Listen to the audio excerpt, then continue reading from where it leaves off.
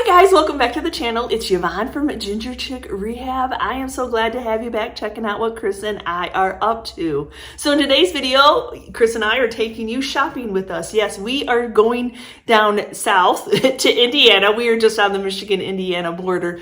So there's a cute little town that always has some good stuff. So I saw lots of sales going on Facebook Marketplace. So we are going to head down there and see what treasures we can find to resell or make over and resell.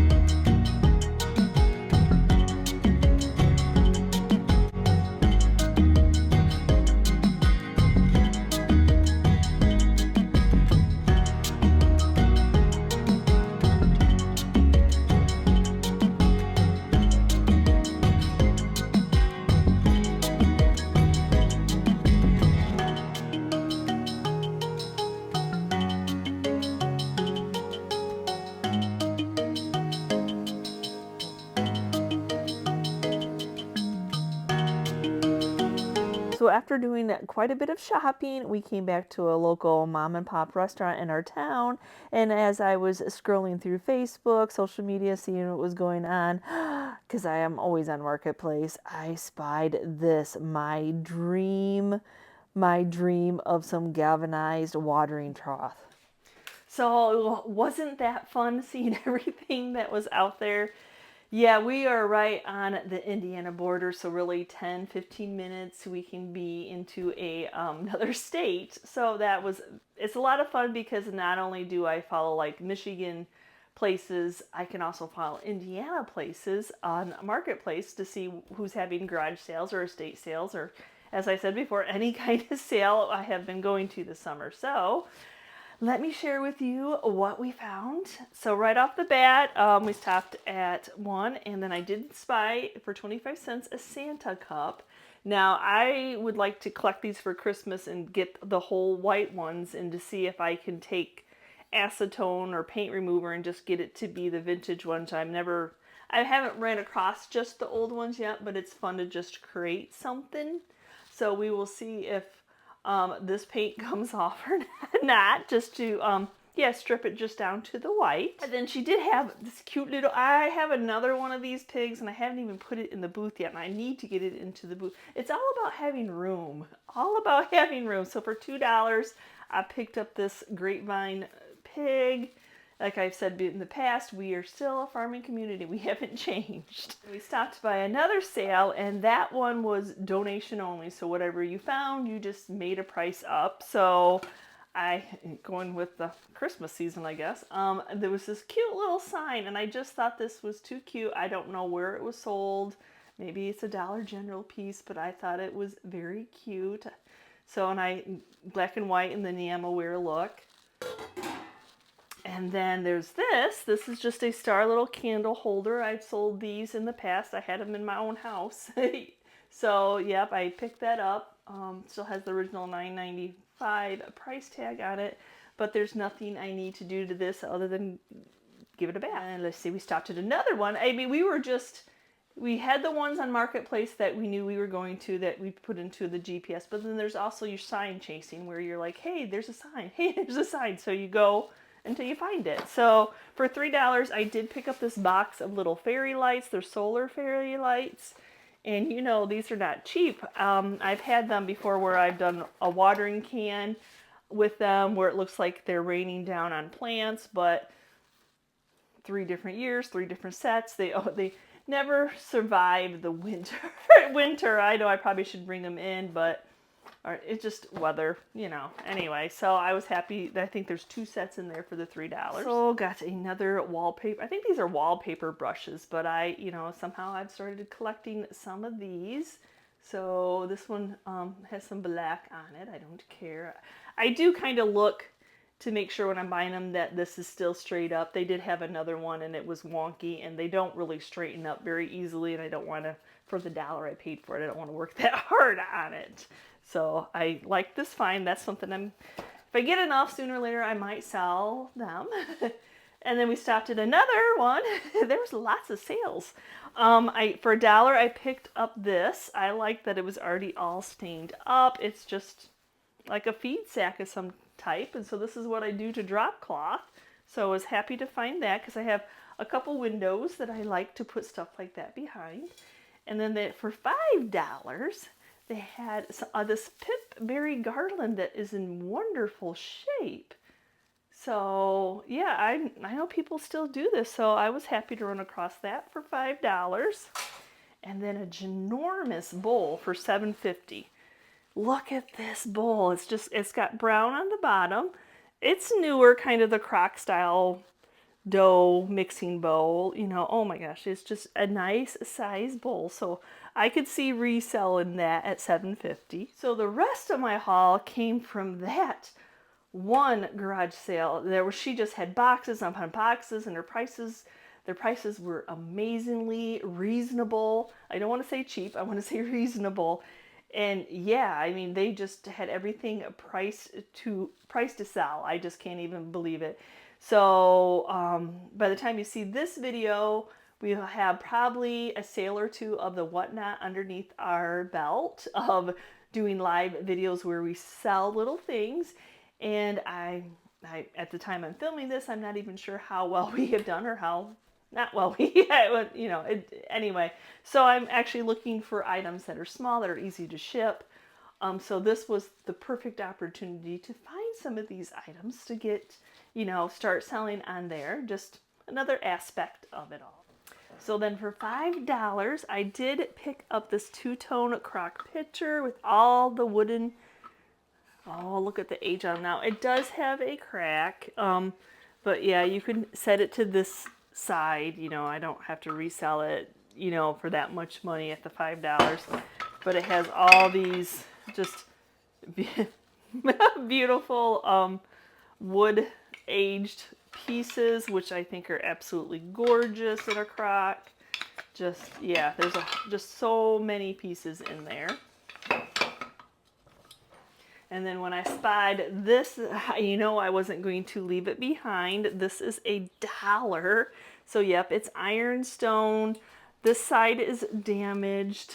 I don't know. I mean, I'm going to get all the yucky off of it, which I think makes it show up even more. But a lot of times they are. So even like I'm keeping this one because for my collection.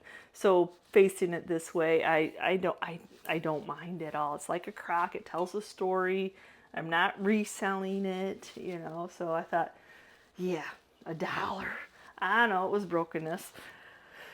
So she did have some more ironstone. So there's this piece here. Now mine, I don't have, mine are not as wore as some of these pieces, but I know the people that I follow on Instagram, a lot of them do have a lot of ironstone that show a lot of wear. So I don't think too much of buying some of this. I think this was 50 cents. It's missing its lid. I think this one would have had a lid. And then I did pick up another piece of ironstone. So here's a little, almost like a soap dish almost. So, yeah, some more aged ironstone. And there again, it was 50 cents. Yeah, we'll see how it all blends in with mine. And then this one I probably will resell. Now this is another ironstone, but this one has, I do just plain. So this one has a green band around it and the nice little fluted type of, and this one's in perfect shape. So this one, yeah, it's gorgeous, just gorgeous. Now, if it didn't have that, I would keep it. Just how I am, you just have to narrow down your collections to, okay, I'm going to collect all this or all this with this, or the next thing you know, you have quite the collection. So for another $1, I did pick up this crock, this little brown crock. Yep, just for $1. I said the prices were wonderful. This is a nice, there's hardly even, I mean, there's a few little chips, but like I said, you can turn it if you don't care, the character marks. Yeah. Let's see, now where to go. So for 50 cents a piece, I did pick up these chalkware vintage. This one's a pear fruit, and then chalkware apple. Oh my gosh, these are old. Oh my gosh, just so vintage. Usually when I don't usually see them, and if I do see them, they're all chipped up. So these ones are not chipped up. Okay, so where to go next? So then she had tons of little baggies like this, 50 cents. 50 cents for this little baggie, you know, $1 for this little baggie. So I just couldn't stop looking, trying to think, oh my gosh, what would y'all want? So I'll share this little $1 baggie. They're just little pictures, just little creamers. Beautiful little retro colors on that. Just like this, yeah, just a little pale, almost pinkish peach. Beautiful. Now this one, I have no idea what it says, but these little ones are all in wonderful condition. So she must have had just a little creamer shelf. And then there was this one. So like these are the perfect little items for us to sell on Whatnot. And then this baggie, random, sometimes they were really random, was just a little vintage change purse. How cute is that? And then, like I said, you know, and then you just stick a price tag on, 50 cents for this little vintage whistle, and another 50 cents for this hardware little hanger. I just like the age of that. And then we got another 50 cents for this little pottery. Yeah, it was littles. Littles were getting me. And then I think this one was just 50 cents. This is just neat pottery piece. It's signed Mexico, actually. It's got a neat little fluted, we can take the flowers right out. But it has that neat little fluted, I don't even know. Yeah, just, this one is very neat. Very, very colorful.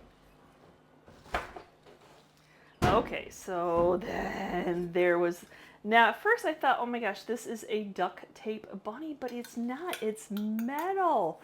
50 cents yet again. I just thought, oh my gosh, that is so neat. You know, it doesn't always have to be just for Easter, it can be year round, but I thought, oh my gosh, he is so, just very unique.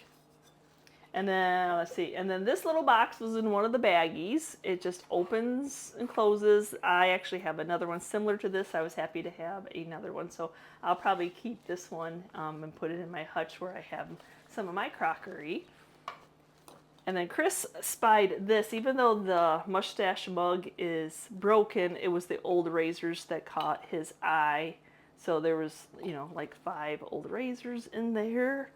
So too bad the handle was broken, but I don't know. He thought he is going to like make a little tool section in our retail booth along, you know, a little manly section. Manly section. So along with this, there was another razor, and that one was in this kind of a milk glass type of cup that actually has a train on it. And then they had the little shaving cream brush that was with it. So it was a whole little set there. So I thought that is very neat. For $1, he did spy, usually when I see yardsticks, and there's just some random pieces of wood in here too. There's like 4 yardsticks, I think.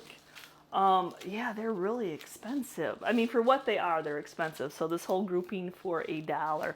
I've always really wanted to do a craft with yardsticks, because I see a lot of people doing them, but they're like $5, $6, $7 a piece when I see it. Yeah, for a yardstick. So yeah, I can't do a craft at that price for when I have to cut up yardsticks.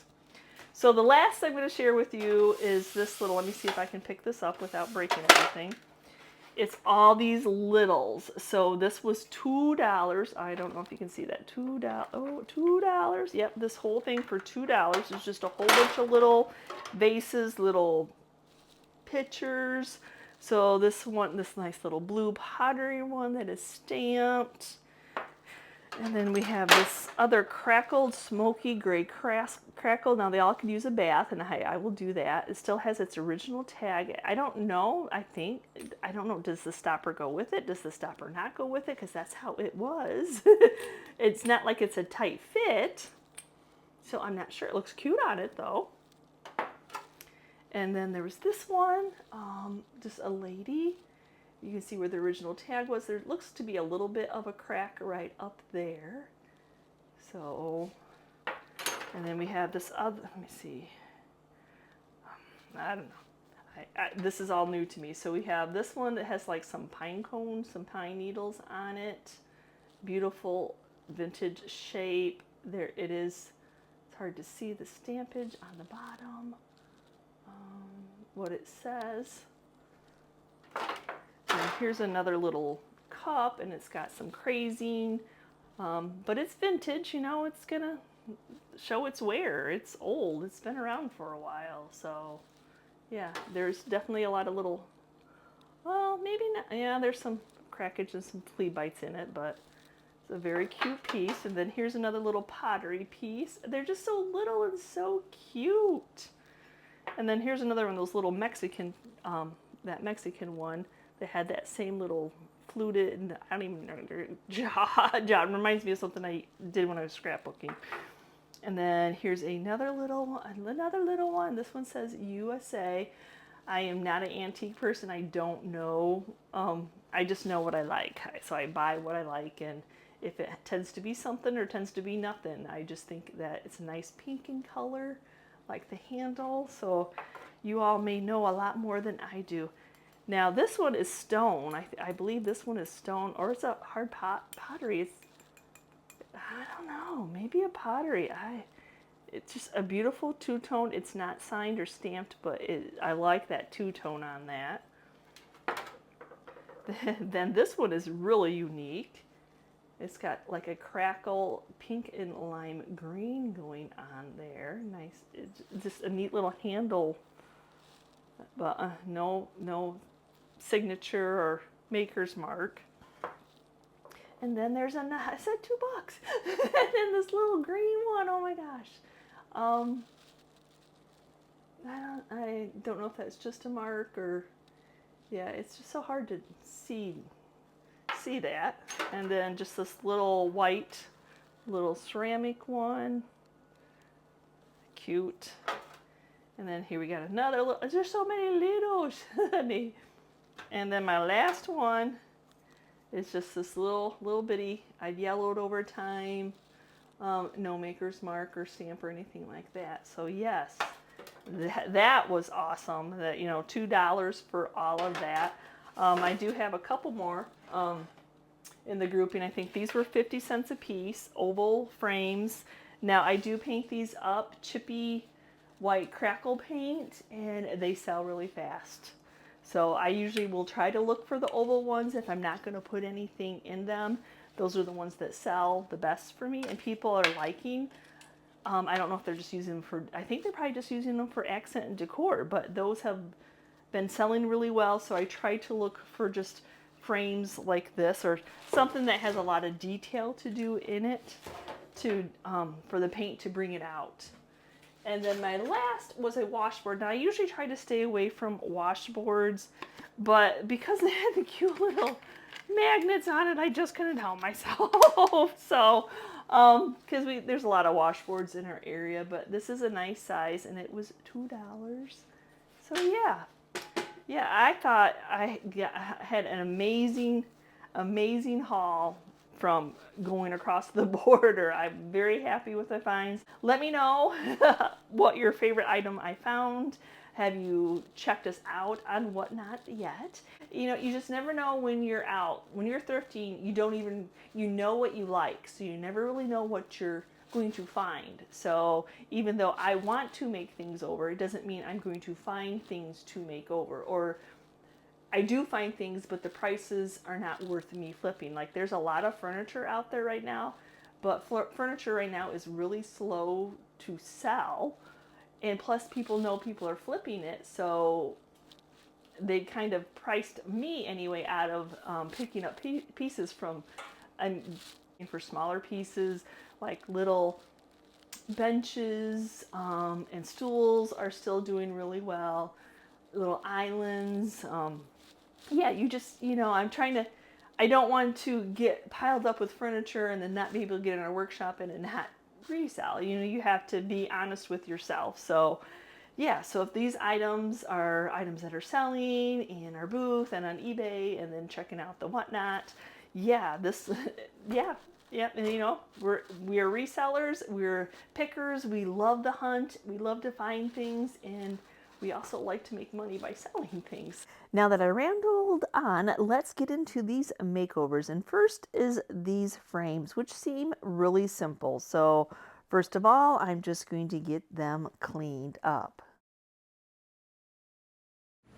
So in a previous video, since this is maybe a little bit shorter of makeovers, I'm going to share with you why it was that I shellacked that beautiful frame that I got at the donation only. I got a ton of questions on why did I put shellac on that. So here we go. So I'm going to start right off and I'm going to do the crackle glue technique on these beautiful oval frames. So after getting my glue, whichever, like an Elmer's type glue is all that you need. You just brush it on, let it dry just a little bit so it gets a skim coat, and then immediately after you start applying whatever your paint choice is. And yes, here on the channel, mine is usually white. So I'm just using the Kills Paint and Primer. It's just a nice heavy coat. You try to just overlap your paint, but without brushing off that glue. You can kind of tell where it will smear. And then as soon as it starts to dry, it starts to crackle. But yep, it is a generous amount. It definitely will run and drip off. But oh, I do love the crackle, and I am rather surprised in how well pieces like this have been selling for me.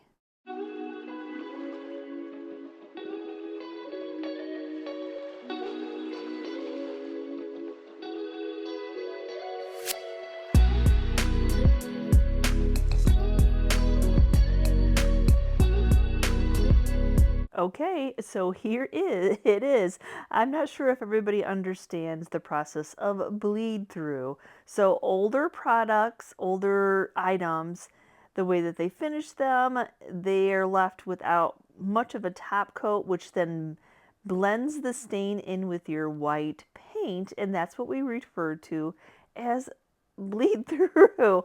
So I thought this is a perfect example to try to explain. I don't even know if the people that ask those questions are even watching this video, but I thought I would touch on it because, yeah, look at how ugly that paint is. It should be that nice, pristine white, but they're smaller frames, and I don't mind sharing this with those who were wondering so you don't come up with have these frustration mistakes. So, yep, early on I had learned this. So you just kind of learn what products over time have that type of finish that will bleed. And if you're in doubt, you just do a couple coats of shellac. So it's an easy fix. So now instead of being brown underneath, it will now be black. So I'm just going to spray paint these over. It is good and dry. I'm just going to be applying the same process on top of the black paint. But I just thought this was a good opportunity to try to answer that question of why the importance of shellacking an item.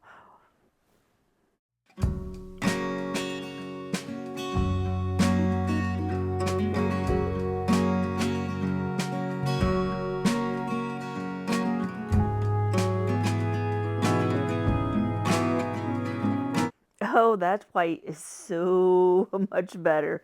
So now I'm going to do a little bit more, and I'm going to take the sander and distress down to the wood. I just like, it just gives it that a little bit more aged if I get down and make it look like it's been used and abused and worn over time. So just some 220 sandpaper, just getting down to some of that wood underneath. And then I do flip it over and sand off because that's a lot of paint and you got quite a drippage going on there. And on these I actually left the original hardware. I didn't see any reason to take off that wire.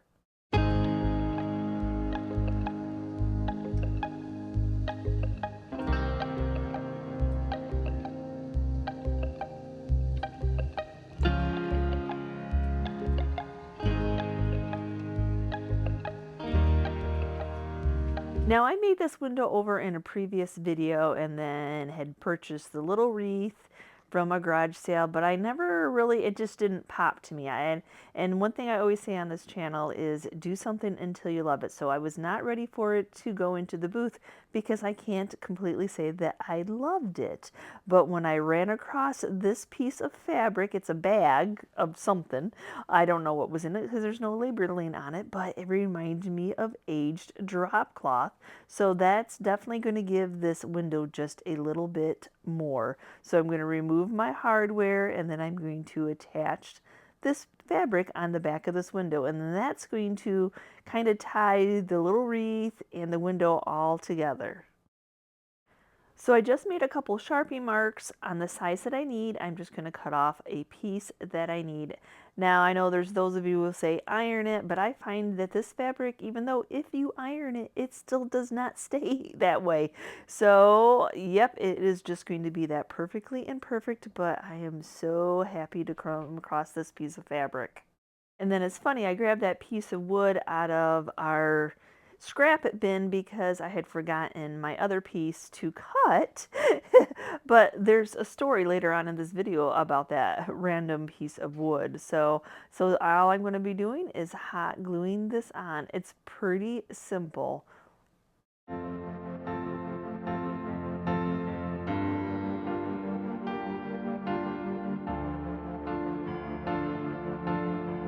And after getting all four sides glued down, cutting off any excess that I needed, it's better to have too much than not enough. And so now I'm going to take some of the contractor's paper and give this a nice pretty backing. The same process where I hot glue it on, and then I'll take an X-Acto knife and cut any excess off. And then take some sanding paper just to make sure that it is nice and flush and that you can't see it from the front. And then I'll reattach the hardware and then I can say I love it and now it's ready to go into the booth.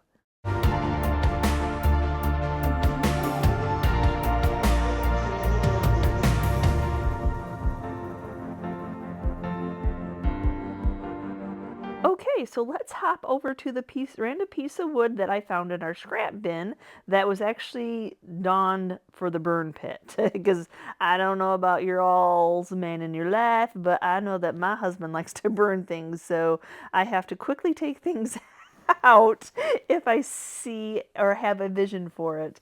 And when I use this piece of wood as my straight edge to cut, I'm like, oh yeah, do y'all remember that farmer's market recycled, oh my gosh, that I had thrifted? I bought it for $5. It resold the same day in our booth for $32. I thought it was going to sit. So yeah, if I can come up with a way to make up my own, this was the perfect opportunity. I liked that this fabric was aged, that it's got some stains, it's got some wrinkles. That's what makes it that perfectly imperfect. So now I'm just going to cut the fabric down, square it off a little bit to match up with that piece of wood. And then I'm going to go to my Cricut. I'm just going to use a basic font, nice and clear font for the farmer's market. Now I wanted to get that cut out first. It's like I only could do the farmer's market in one. If I separated it in two and tried to fit, I would have had to cut up letters. And so just for the ease, I just cricketed out the farmer's market. And so then I'm going to cut up what I need for the fabric. Sometimes I like to cut out my letters. That way I know that my letters are going to fit properly and I can envision it a little bit closely and then cut my item off to length. So that's what I'm doing now. I'm just cutting off the excess fabric. Hopefully I can go back in that bin and search around to see if there's another piece, but I did, and I did not find one. So I'll just save this fabric, and maybe another piece of wood will come along. Now that I've got it all cut out to length, I'm going to go ahead and just staple it on to that piece of wood. So this is the back side. And the thing I liked about the piece of the wood, it had that wonderful aged patina, and it was just a wee bit beat up. Now I will share with you, I'm going to go ahead and iron this down and do my best.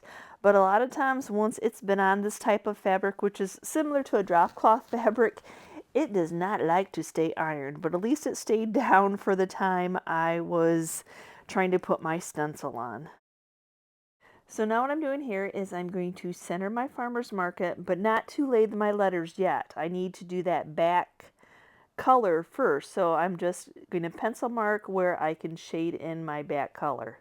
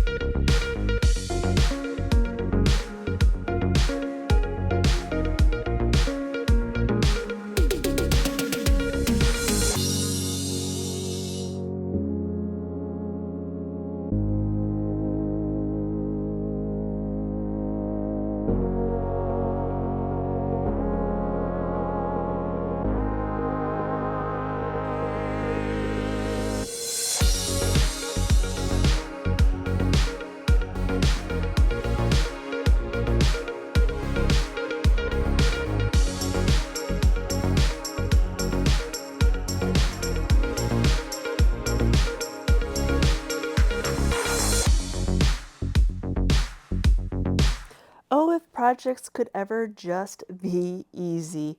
I quickly realized that my vinyl did not want to stick. So I used the Oracle permanent vinyl for all my stencils. I've done drop cloth before, but nope, it did not want to stick. So I'm like, okay, I already cut this out. I'll just go really gingerly, really slow.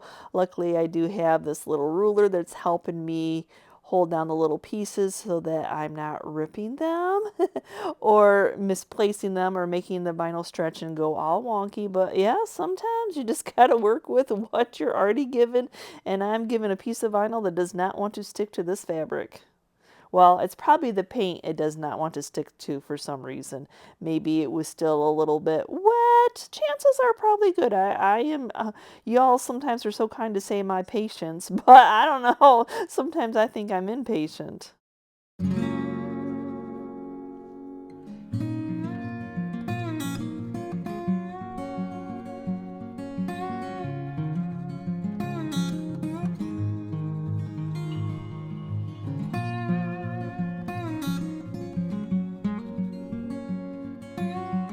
I'm laughing as I'm editing it, like pushing the vinyl down into the paint is going to make it stick better, but I did tape it down, so that's going to help, but no, the vinyl is not stuck down. So I have one of the makeup sponges from the Dollar Tree store, a little bit of paint on there, because as I'm doing the tapping, the little bouncing technique, you can see the vinyl coming up with me. So yep, I'm going to just have to go really slow.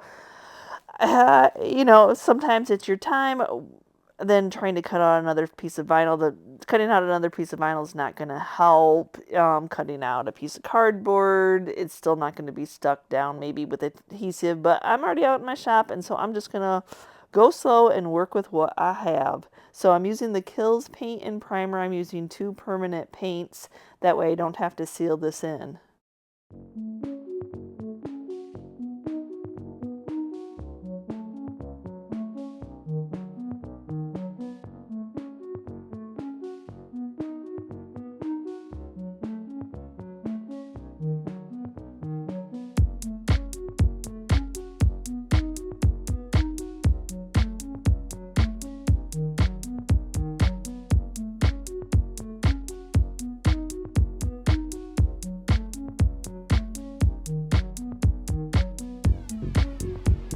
one coat coverage it's going to be so I can start breathing again. Yep, I was holding my breath going, oh, come on, let's not make a wonky mess. But I can always go back if there's anything and touch it up with black. Luckily, it's black, and black hides a lot of mistakes.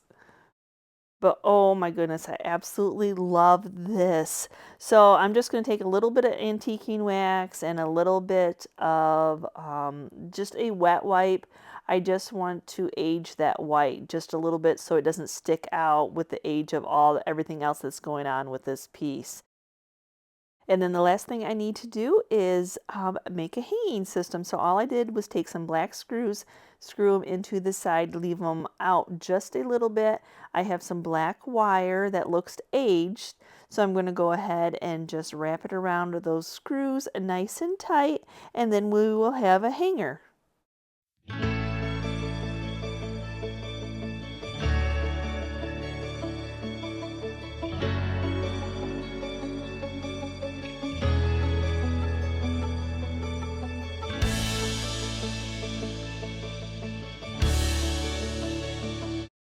I hope you enjoyed today's content, and again, let me know which one of the items I found.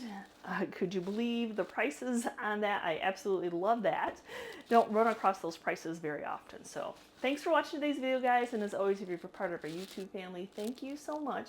And if you are new and you're checking out this content for the first time and you liked what you saw, please hit that subscription button along with the notification bell so you know we've uploaded a new video. And we will see you next time, guys, and you can see what we're up to. Bye.